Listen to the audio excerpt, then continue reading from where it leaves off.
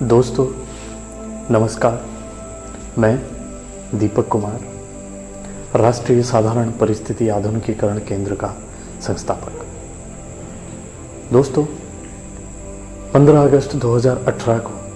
हमारा पहला वीडियो आया था और आज 15 अगस्त 2020 को हम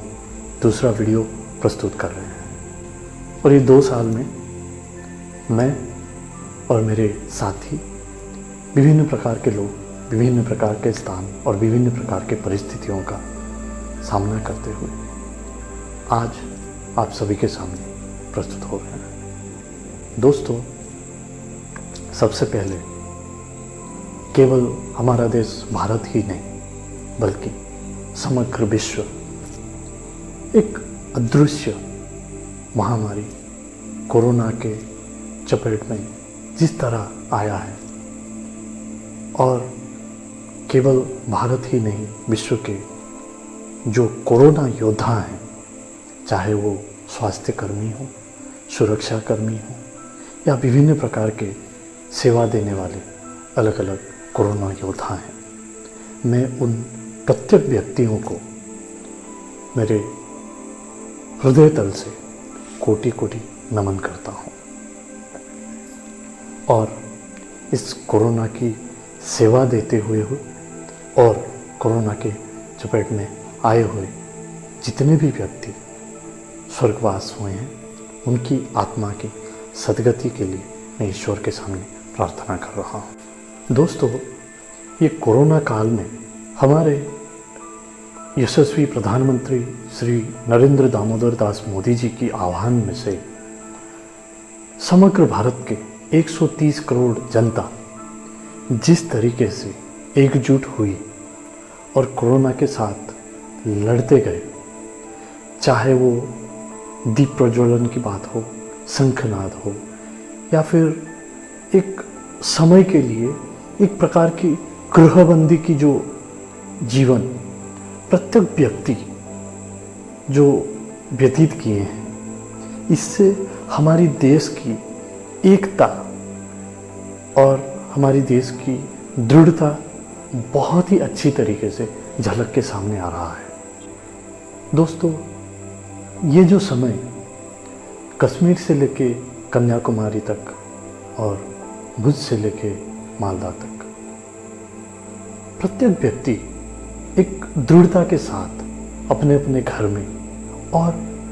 एक निश्चित रूप से आगे कैसे सुरक्षा के साथ बढ़ा जाए, और ये जो 130 करोड़ देश की जनता और उनकी एकता देख के हमारी जैसी संस्था एक प्रोत्साहित होके आगे बढ़ने के लिए आगभर हो रहे हैं। क्योंकि अगर देश के लिए कुछ बात हो तो समग्र भारतवासी एकजुट होके एक दिशा में जाएंगे। ये कोरोना काल में ये सबसे बड़ी बात हम सब ने सीखे हैं। और इसी तरह ही दोस्तों आने वाले समय में हम सबको एकजुट होकर एक नई सोच के साथ एक नई दिशा की तरफ हम सबको आगे बढ़नी होगी।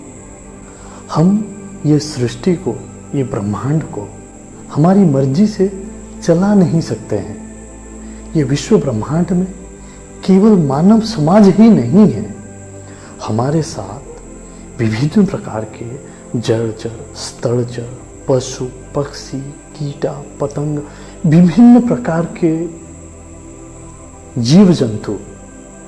हमारे साथ इस सृष्टि का हिस्सा हैं, और हम सभी को उन सबको लेके ही आगे चलना पड़ेगा। और ये कोरोना,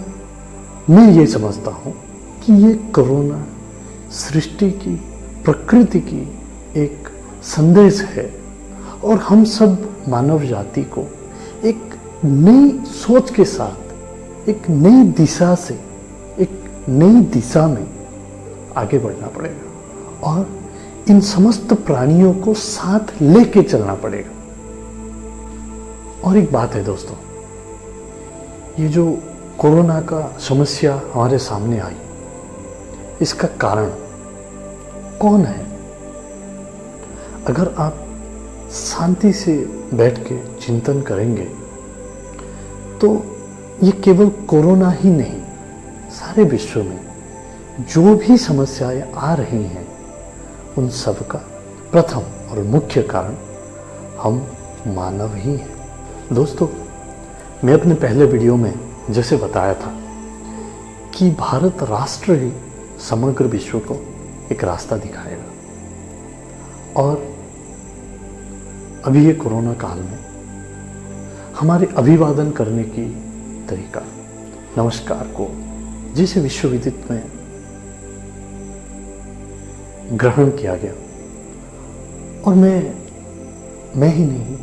हम सब जानते हैं कि ये अभिवादन नमस्कार जो है हमारी भारतीय संस्कृति का एक समुद्र में एक छोटा सा बूंद ही है। दोस्तों, आने वाले समय में समग्र विश्व को भारतवर्ष से बहुत सारी चीज़ों की सीखने की जरूरत पड़ेगी, और भारतीयों को, समग्र विश्ववासी को बहुत सारी चीज़ें सिखाने के लिए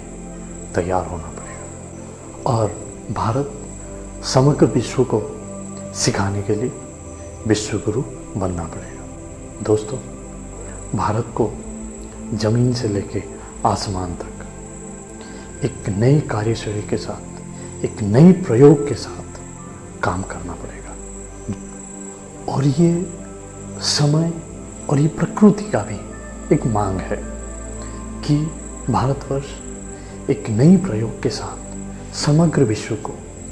एक नई रास्ता दिखाए, और समग्र विश्व भारत और भारतीयों का दिनचर्या और जीवनचर्या अपनाए। हम हमारे संस्था के तरफ से भारत सरकार के ग्रामीण विकास मंत्रालय और कौशल विकास मंत्रालय के बहुत बहुत आभारी